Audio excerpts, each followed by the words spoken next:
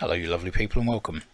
Today I've got the honour and privilege of previewing the upcoming DC Designs F-4 Phantom 2 package for Microsoft Flight Simulator.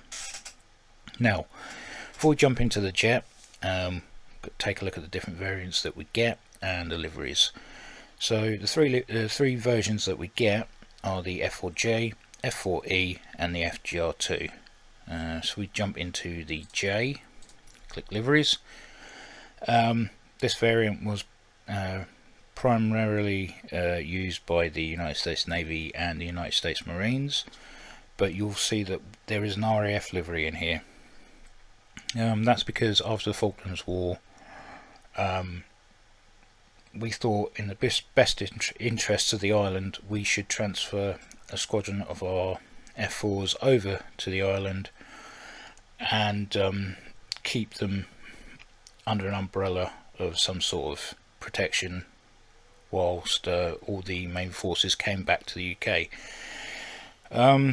In doing so, left a squadron short back home, so we decided to buy 15 F4Js from the Americans straight off the rack and integrating them with our Air Force without changing the engines or anything like that.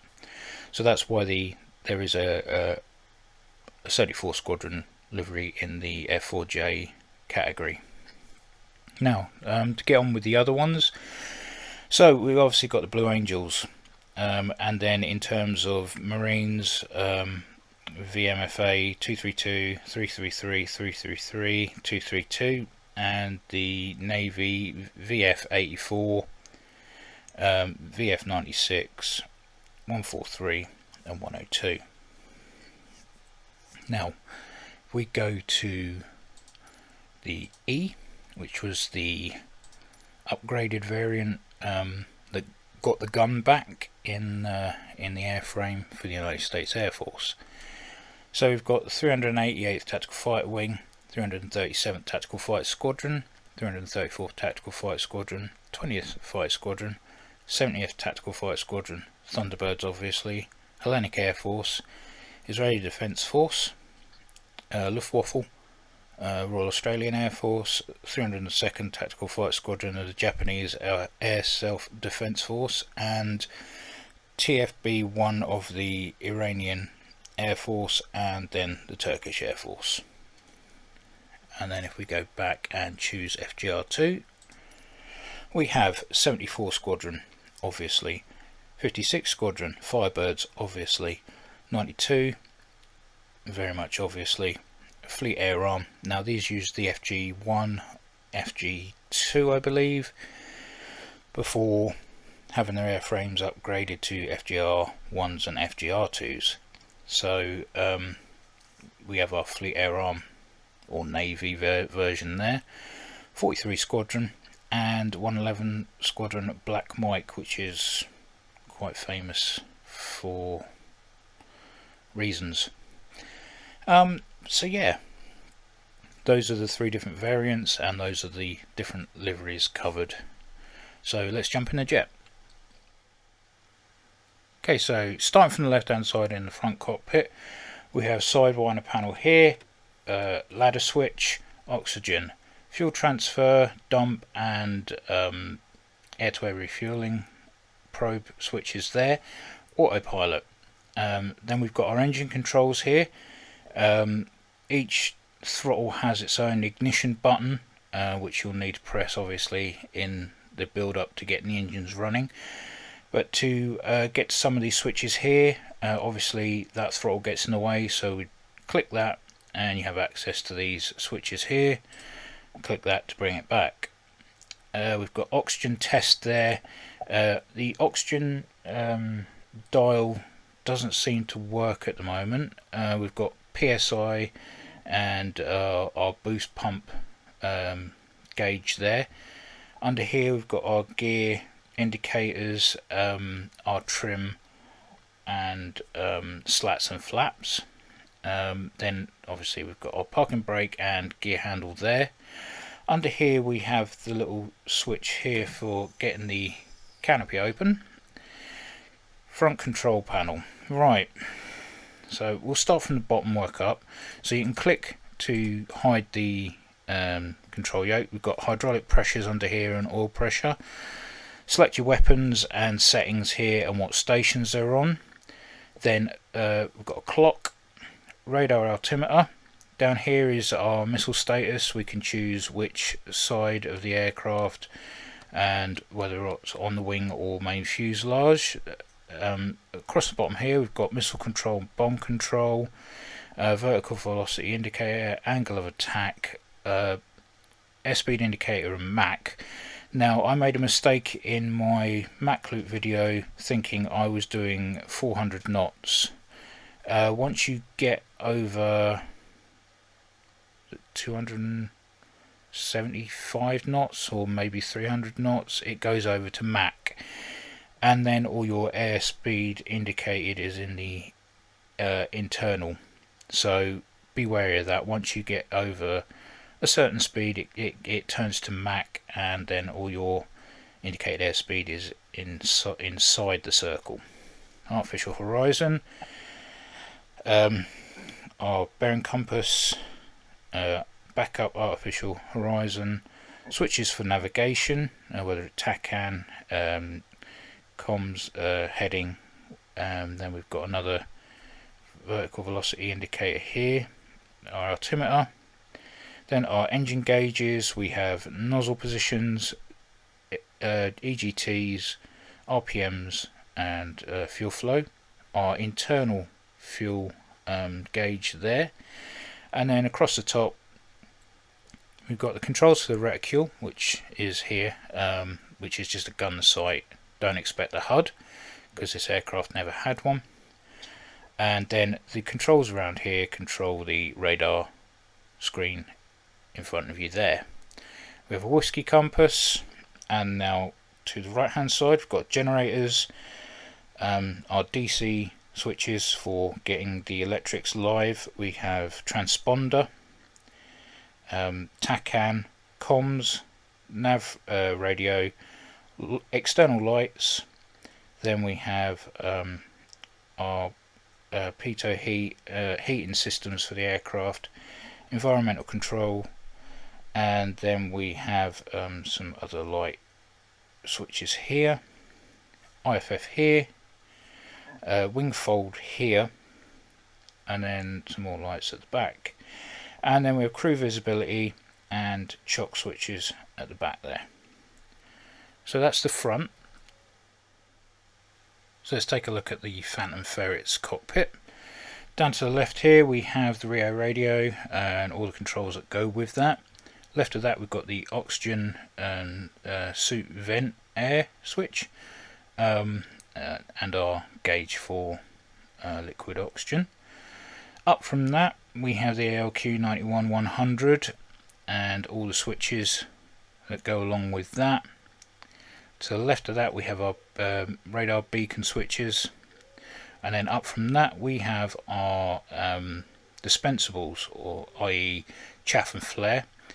You can set up your bursts, and then you can set up how many salvos you have. So say you set, I've got here three salvos of 2, you'd get 6 shots of flare or chaff, and normally you would program the intervals between each salvo and between each burst. So interesting when that works. Radar lights, a radar screen with all the controls that go with that to the left here. I will come back to this section in a second. VVI, altimeter, artificial horizon, indicate airspeed, and our bearing compass, clock. Down to the right here we have our built-in test controls and our mains power. Up top here we have the AN APR 25 and all the controls that go with that. So all of this stuff will come up, it will be in upcoming demo videos that I do. Now back down here, this is an inertial navigation system. First time I've really seen one like this in the sim.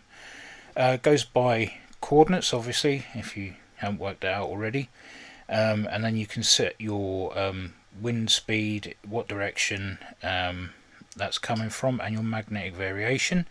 You set your coordinates where you are at the time of setup, then you set up your target coordinates, and then you switch it on to all of this would be done in standby, and then you'd flick it over to operational.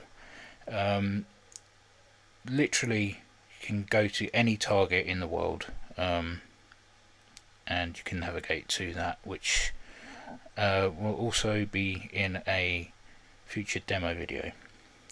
So that's the ferret seat all sorted. So let's have a look at externals. If we look down to our left, we do have a ladder control switch there, so if we flick that and just go jump outside, and you can see we've got canopy open, ladder down, ready to receive the crew. Chocks don't seem to be visible. I'm guessing that will be sorted at a later date, and yeah, so let's have a quick look around. I mean, the F-4 is a good looking aircraft anyway, so it really doesn't need any introduction. Those J79 petals on the exhaust there take a little bit of getting used to, because I'm used to the spay cans. So yeah, very good looking aircraft indeed.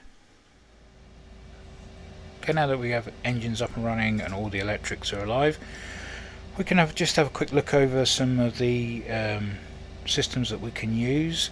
So and as you can see, we've got lights for the gear, all green, which is good. We can turn this to select different sections of the aircraft, so pylons and front right quarter fuselage, so we can select the Sparrow on that station. You can do the same all the way around the aircraft basically. And back into the off position. We have all our hydraulic pressures, all our EGTs, nozzle positions, RPM, fuel flow, and our internal fuel there. Big radar scope. At the moment it's in BST.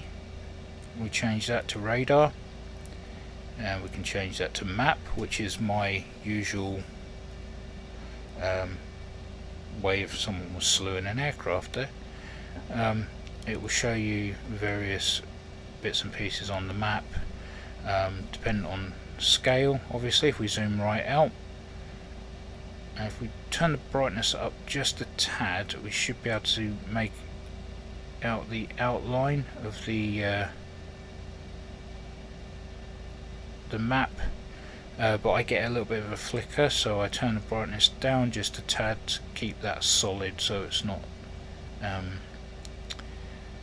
so it doesn't distract me from anything else. So yeah, we can take the scale back in. As you can see, I'm at RAF Lakenheath at the moment, and that's showing the base there. So keep showing the TACAN symbol as well for RAF Lakenheath. And then if we come to the right hand side here, we've got our reticule for the gun sight, and we can change that to standby, to caged, air to ground, air to air. Air to air will just stay in that position no matter where you wherever you look. We change that to air to ground. We can change the depression. So depending on the speed and the dive angle that we're coming in, we would calculate a different depression there to make sure that we get our bombs on target or our rockets on target. I keep that on air to air. Over the right hand side, not really much to take note of with the aircraft live. I mean, apart from the lighting systems, which will come into play when I show the night lighting. External lighting there is all switched on. If we jump in the back, if we have a look around in here, as you can see, the scopes are live there. If we zoom in, we can change what we view on that scope. TV again is offline, not offline but out of sync there, but bring it back to map. Test standby operational and take a radar clutter. We can search air to air, things like that. We can erase clutter. We've got various functions that we can click on. Whether they actually do anything at the moment, I don't know. The radar pulse, gyro out, missile gate wide, tracking, things like that. So there is plenty of bits and pieces to simulate an air intercept if you so wish to do so. And we go up here to the AN APR 25. This is where our radar warning receiver, and basically what it is, will show up any enemy aircraft. Don't think that is actually playing any part in sim at the moment, but we never know in the future. I could be wrong. I don't know what I'm doing in the back here, but I know there's switches and I like to flick them. So yeah, we can change the brightness up and down by using that. We can change the scale, and yeah, generally have a good old time in the back. So let's have a look at the night lighting, and then we'll get on to the actually moving the aircraft. So I've adjusted the time. As you can see, it is dark outside, we have stars out, and our lights are illuminating the pan that we're on. So looking on the inside, as you can see, all the labelling is lit up as you would expect, and over here we have a couple of rheostats that control that. So we've got panel lighting brightness, we can change those to bright or to off, and then we have the floodlight panel, which you can turn right up and it will illuminate everything, both sides of the cockpit. As for externals, we do have a formation light switch here, and if we go outside looking at the aircraft, as you can see, we've got the beacons flashing, we've got the navs on, and yeah, everything's doing what it should be. So if we go back in and flick on the formation lights, and again the formation lights just here, and flick that to the on position, go back outside, now you can see that we have slime lights at a very high percentage. There's no way you're going to be able to hit the other aircraft with that sort of glow in your eyesight. So plenty of illumination for the aircraft externally, and we also have taxi lights and runway lights, so we'll just check those out. We come down here, taxi light should be on, but we'll switch on the landing light, and we do have a landing light at the front there, not very bright but you can see it. And yeah, so that's it for external lighting. Let's jump in the back seat and have a look quickly. And looking around in the ferret pit, as you can see, everything's lit up using the switches in the front. I don't believe there's a way of dimming them from the back. I've not seen any light dimming switches or rheostats anywhere, unless I'm being a complete dunce. We do have more switches down to the side here. We have our radar as all illuminated as well. Flying obviously wouldn't be done with the floodlights on. We just have the panel lighting at its lowest setting. But yeah, that's it for night lighting. Okay, so we're just going to do a sound comparison. This is the F-4J with the J79 engine. This has the J79 sounds.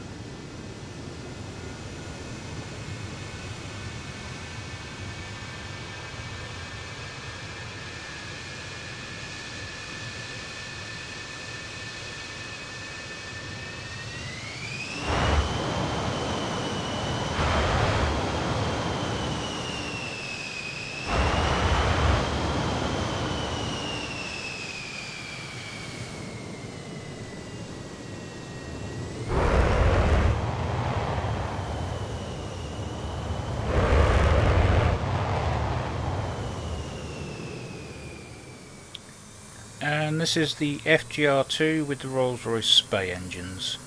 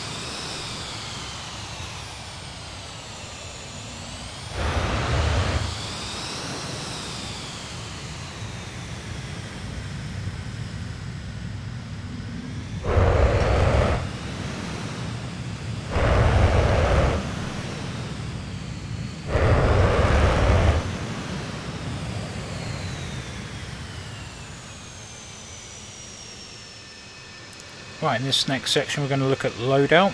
So if we go to weight and balance, as you can see we've got all our fuel tanks there. We've got externals as well, so we can have external left and right, or we can have just centre line as well. Let me take off those. Integral left and right as well as weapons if you have bought this third party, so i.e. just flight. So we can set it up with AIM 9s, GBU 12s, GBU 38, and also AIM 7 Sparrows. So just input in those particular weights there, we'll add them to the aircraft. So let's see, this side we want 190 pounds. As you can see, I've just put an AIM 9 on the pylon there. I'll do the same for the other side. Ooh, a bit too heavy. And then we can put, I don't know, let's put a GBU 38 on there, so 1,500 pounds. If we go to the other side of the aircraft, you will be able to see that we have a cluster of GBU 38s. We can change that to GBU 12s obviously, so we just change that to a 0, and there we go, we've got some GBU 12s. Or we can just change that completely and put on another AIM 9, 190, enter. So now we have two AIM 9s on the rails ready to deploy. And as for the AIM 7s, those are fuselage mounted, so don't know how much of that you're actually going to see. We can try. So under there like that, as you can see, the first left quarter there, front left quarter, and then front right, back left, back right. So if we put one here, there you go, you can see that that's just appeared at the back there. One word of warning though, do not overload the aircraft. She will not thank you for it, and she will refuse to do anything you ask her to do. So whatever you do, do not overload the airframe, and if you're going to be adding a full loadout, just make sure that you compensate that by reducing the amount of fuel that you have. Like I say, she's not a happy bunny when she's overweight, so let's go with some GBU 38s, so make it a little bit heavier. just to make things a little bit more interesting.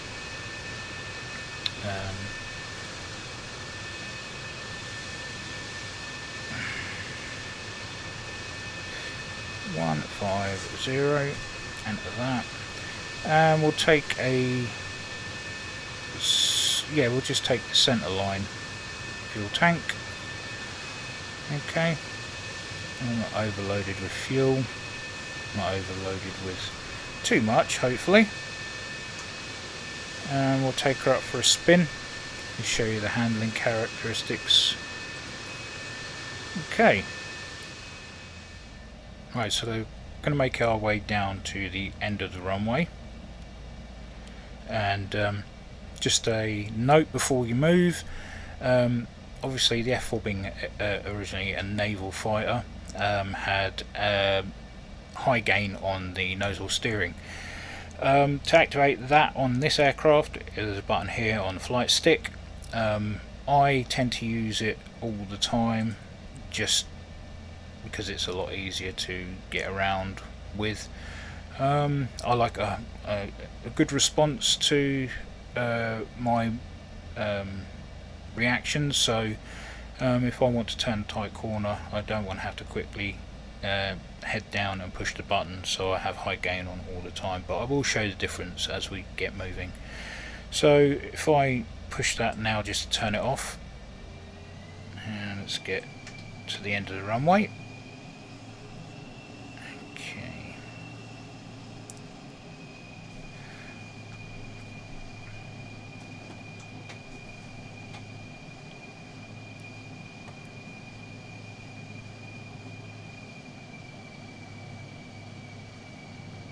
I think high gain might actually be on at the moment. Push the button and find out. Still same sort of reactions at the moment, but we'll have a look.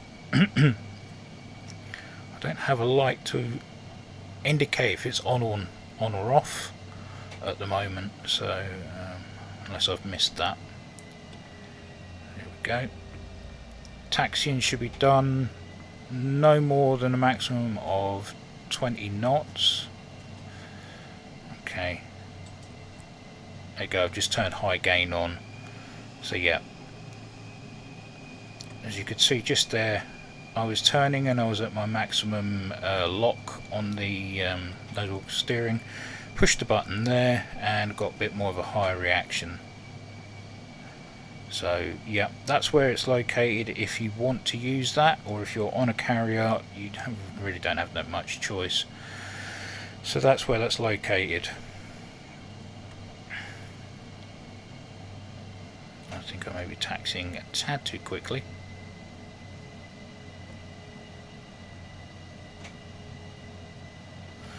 Ground handling is very steady and very responsive for the high gain. Does exactly what it says on the tin, goes exactly where you want it to go.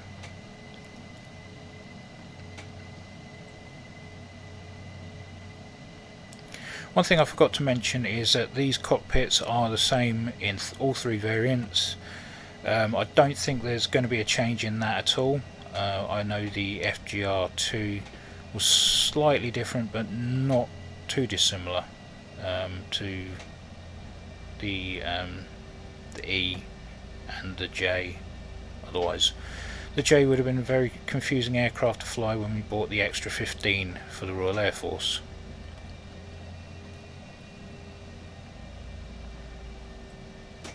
So I'm going to turn into the EOR here, or end of runway check area, just to show you that high gain in action. I'm going to take this first one here, slow it down, don't want to overdo any of my actions. There you see we've got a nice tight turn there onto the line. And we'll stop just there. Okay, pop outside.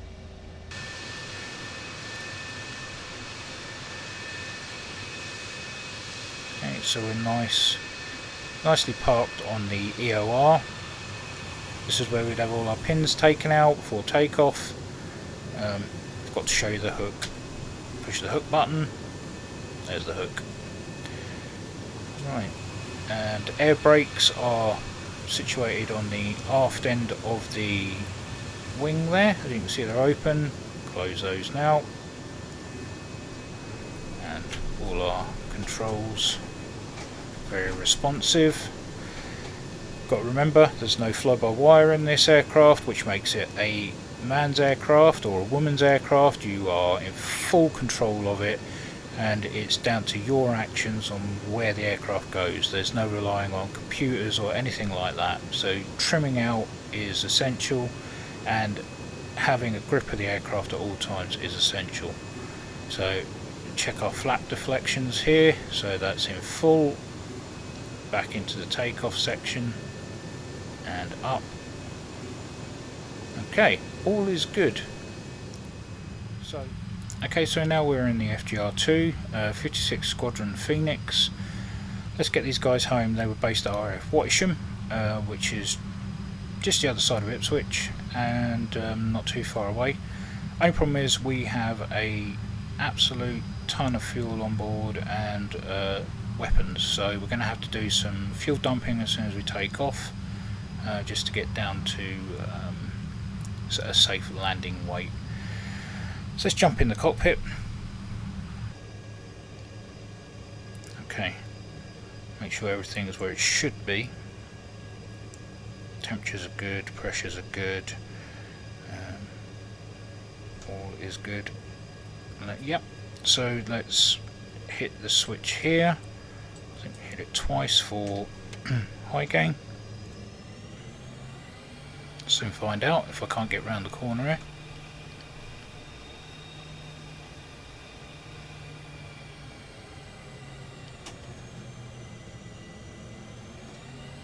Yep, high gain is on, so 2 clicks of the button there on the control column.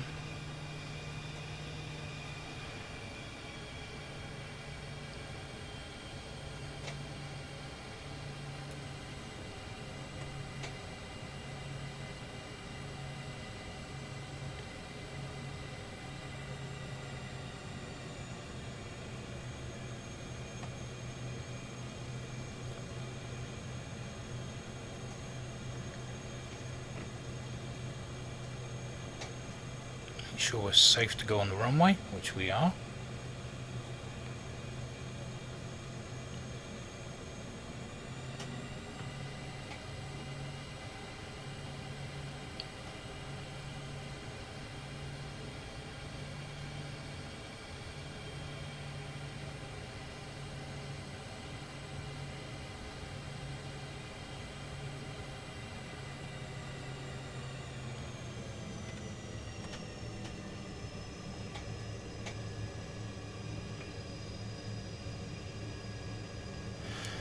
Okay,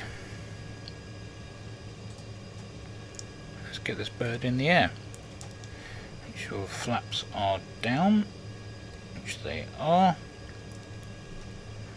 All is good. Right, toe brakes on.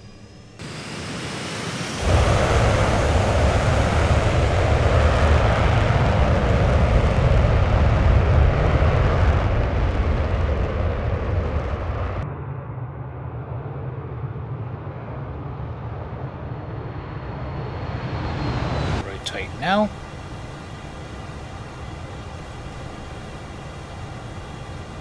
gear up, flaps up, and trim the nose.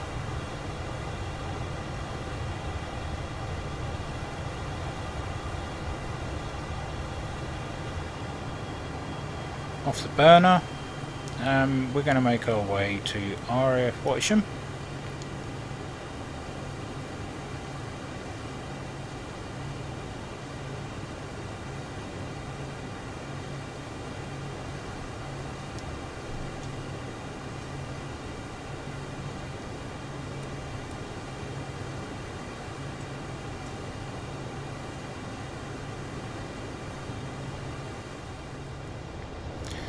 Okay, so we're in the F4J.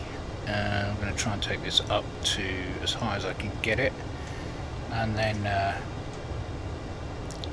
just have a little play around with it, show you what it can do.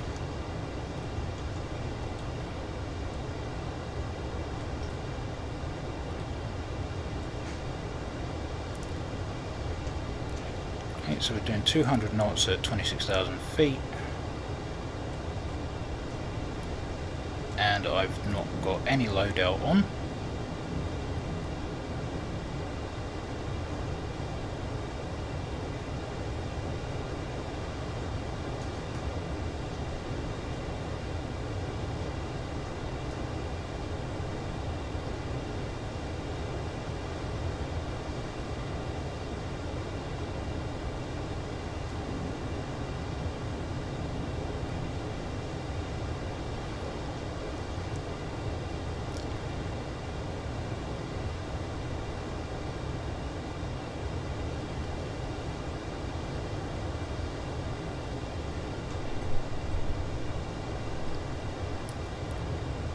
Say 5,000 feet, get the nose level. I'm going to keep it on full burn, just see if we can hit a wall at all.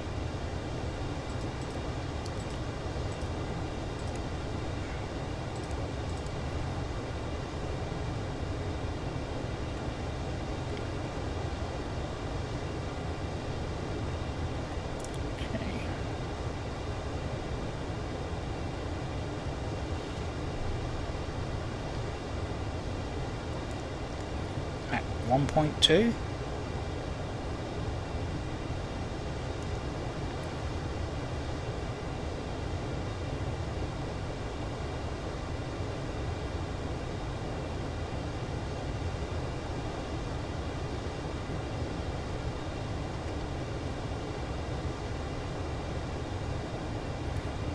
.4.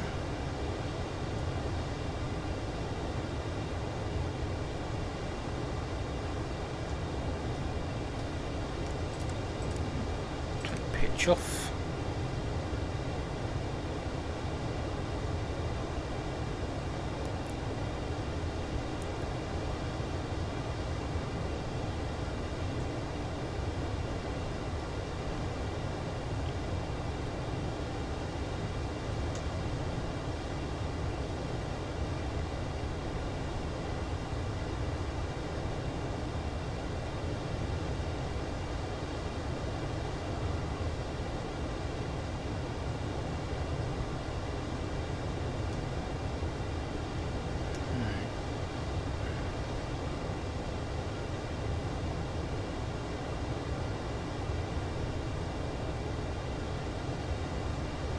.5,000 feet would be just right, I think. And let's get the pitch clicked in. Okay, so we're dropping just under 45,000. Balls to the wall, and yeah, let's see how fast we can get this thing.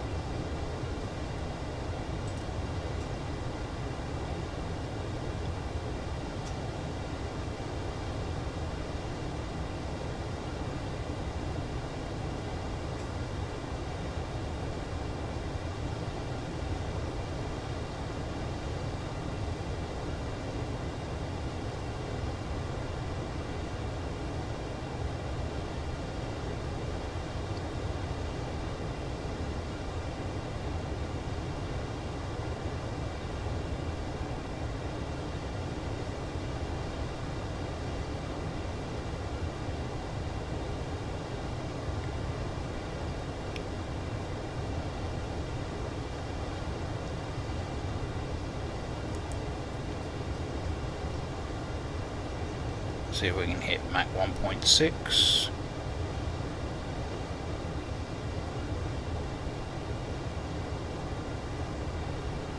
And Mach 1.6, and we're still climbing.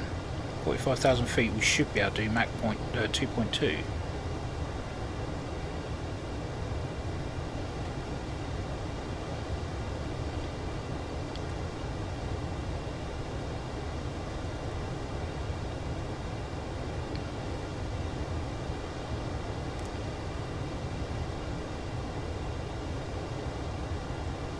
.8.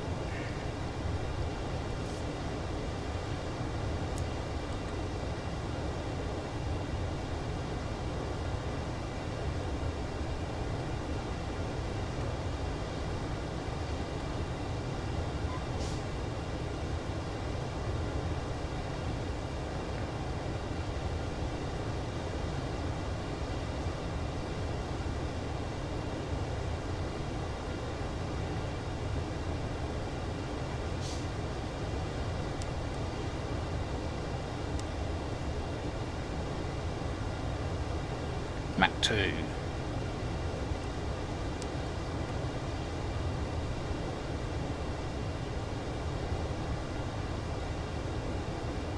Come on.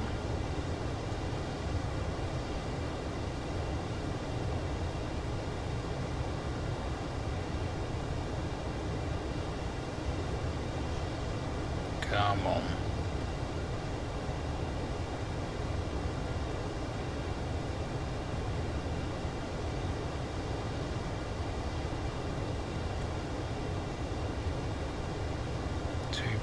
.1.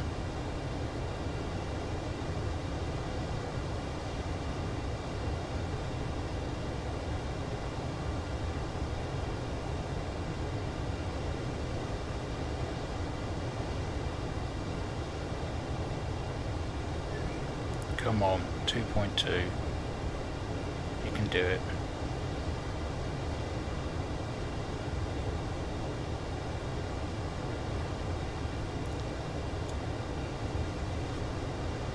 Come on, so close.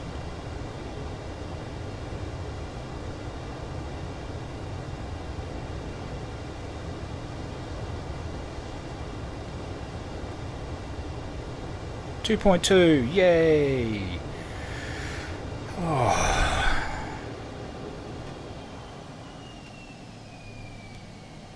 Good stuff.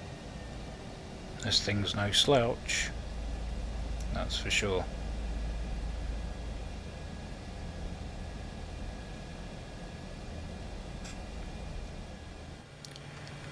Right, so we're on the approach for RF Watisham. Just going to do a run and brake, get it on the ground, and see how it handles.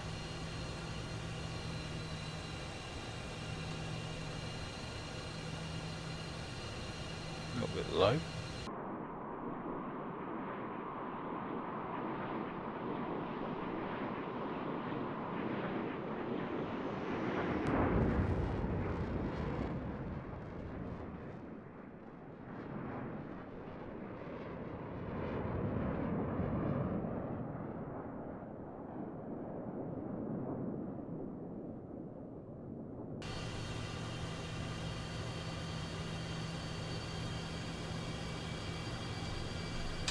Gear down. Get ready for the drag. Okay,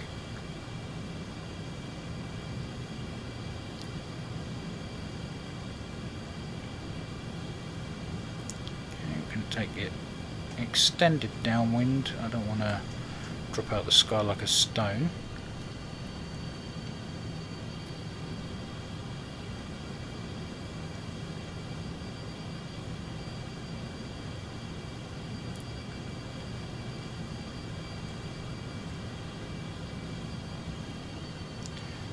To remember the trim, because this thing will just drop like a stone if you're not keeping an eye on the speed.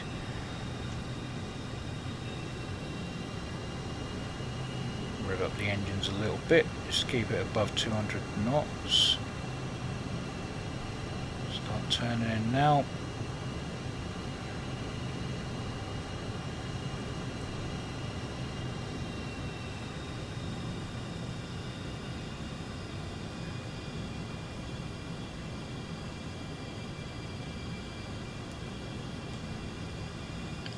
disastrous circuit that I've done, I've got to say. Way too high.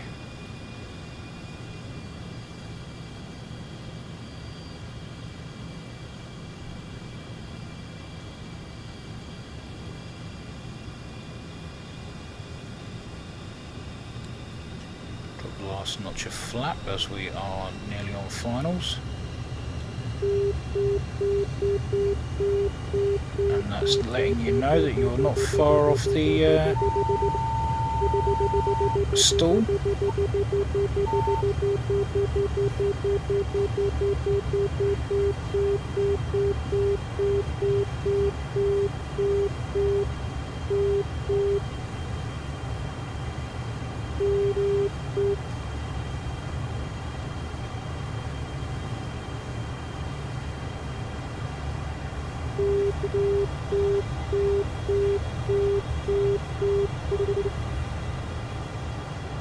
I'm sure I've messed this up good and proper.